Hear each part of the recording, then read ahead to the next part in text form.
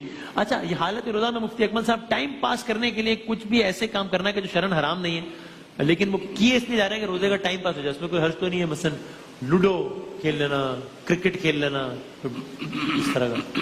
دیکھیں، اپنے کام کو مختلف کاموں میں، اپنے ٹائم کو مختلف کاموں میں ڈیوائیڈ کرنا چاہیے۔ اچھا، صحیح ہے۔ مثال کے طور پہ پہلے فرائض ہیں، پھر واجبات ہیں، مستحبات ہیں، پھر مستحبات میں عبادات کی مختلف اقسام ہے، جیسے نوافل پڑھ لیے، قرآن پاک کی تلاوت ہے، ذکر الہی کر لیا۔ صحیح ہے۔ اب اس کے بعد بھی اگر وقت بچتا ہے تو پھر دو چیزیں ہیں، یا تو آدمی سو جائے، یہ بہت ہی بیسٹ ہے کہ امام غزالی فرماتے ہیں گناہگار کا سو جانا اس کے جاگنے سے بہتر ہے۔ اچھا، تاکہ سوتا رہے گا، گناہ سے تو محفوظ رہے گا۔ گناہ سے تو محفوظ رہے گا۔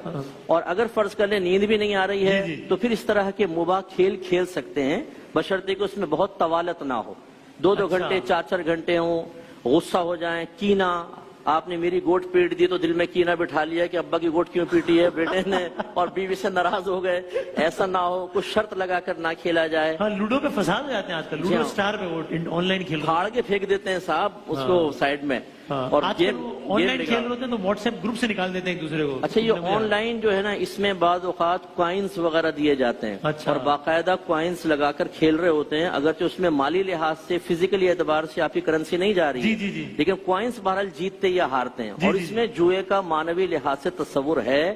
بچوں کو اس سے سختی سے منع کرنا چاہیے۔